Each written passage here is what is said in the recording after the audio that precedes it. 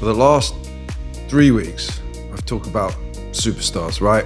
We talked about Sarah, who started Spanx, who was the first self-made female billionaire, although some people have commented saying maybe not her, maybe Oprah, maybe some others. We talked about Lucky Palmer, or Palmer Lucky actually.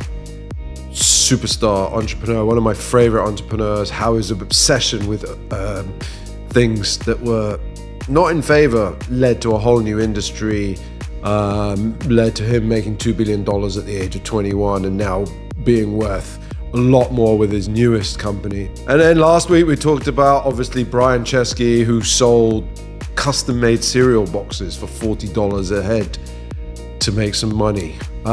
All great success stories, and you'll be sitting here going, wow, for all these success stories, why don't I become an entrepreneur? But being the honest entrepreneur that I am here, let me tell you the truth about entrepreneurship that most of you will probably go through, right? I myself have had 3 failed startups, right? But forget about me. Forget about that. In 2025, they are calling it the Great Cleanse with startups. There were over 11,000 startups that failed globally. Can you just figure that out? 11,000 startups that failed globally. And you know what most of them had in common? Can you guess? They had AI in their name. Everyone, not everyone, but most of these AI companies are non-existent anymore. So in today's Honest Entrepreneur series, I'm going to talk about the 3 mistakes that most of the startups did last year, which led to this great cleansing. Welcome to the Honest Entrepreneur series. I'm Kamal, your host. Hello again. Hello again. And being very, very honest with you this time, let's talk about entrepreneur failures. And just again, my story.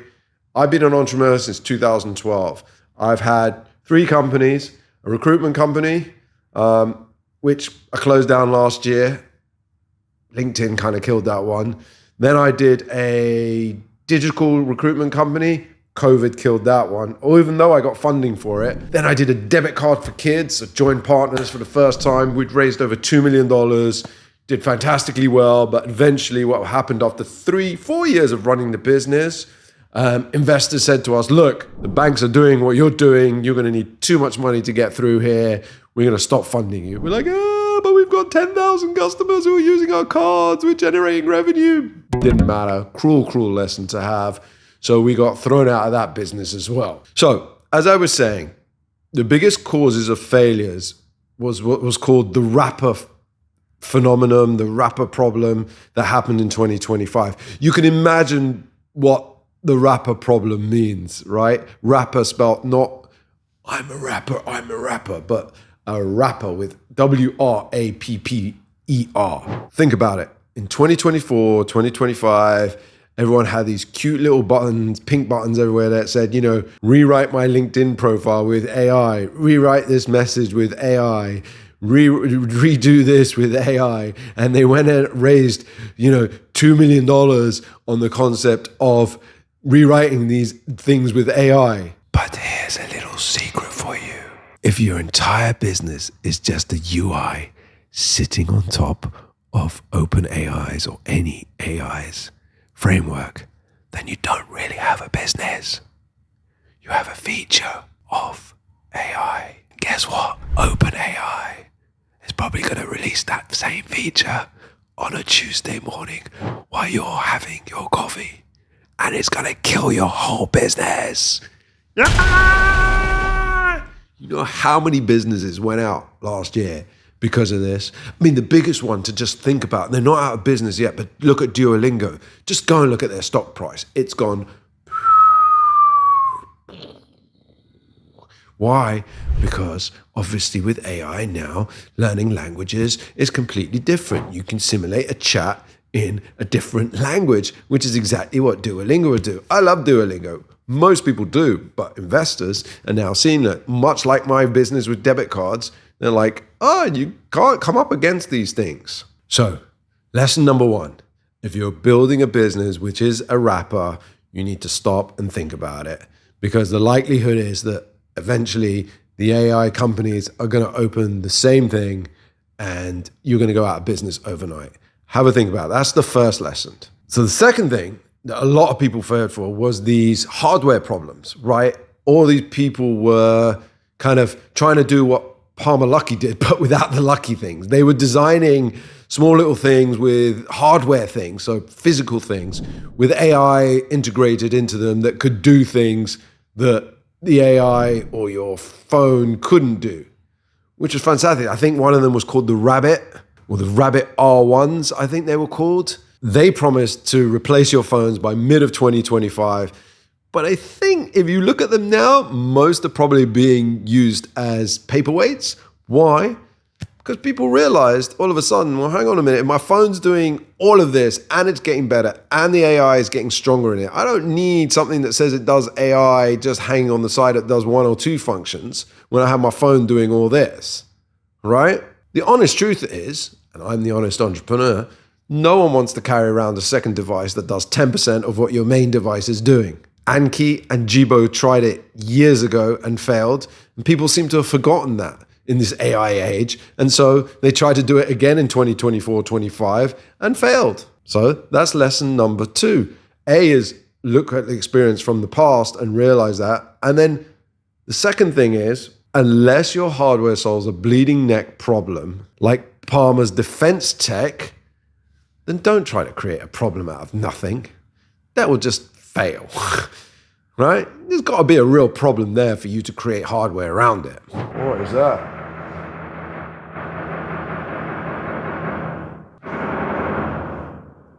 Don't know what's going on out there.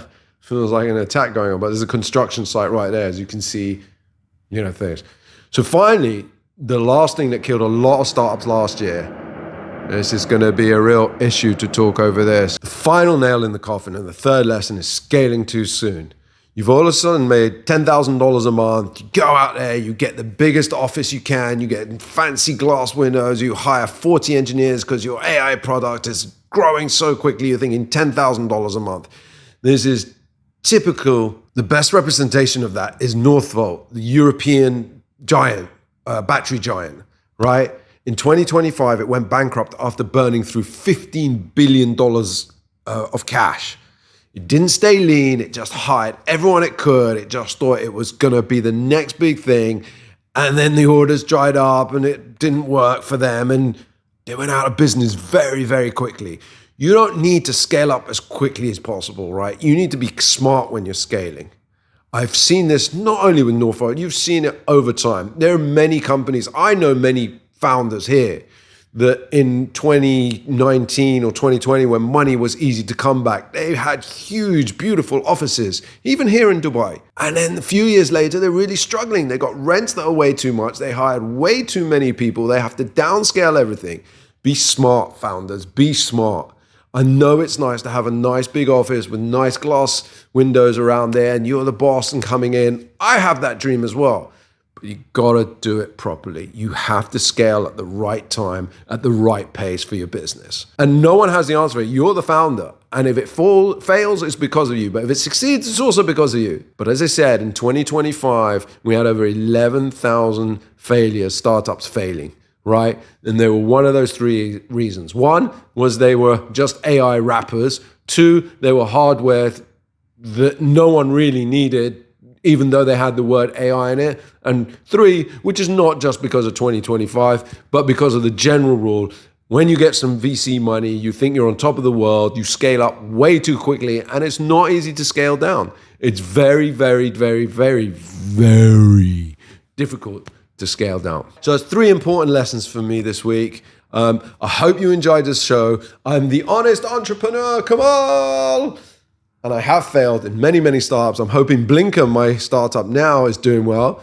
Well, it's going from 500 users to 3,000 users in about 3 weeks. It's good, but I'm not confident that it's ready yet.